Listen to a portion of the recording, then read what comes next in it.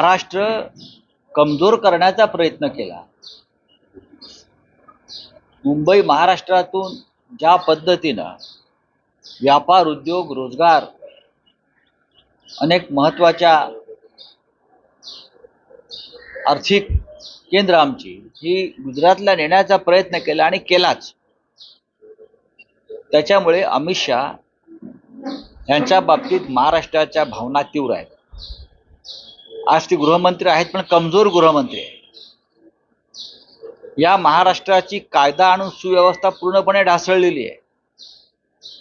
जम्मू काश्मीर असेल, मणिपूर असेल, इतर भाग असतील, या गृहमंत्र्याचं देशातल्या कायदा आणि सुव्यवस्थेकडे अजिबात लक्ष नाही।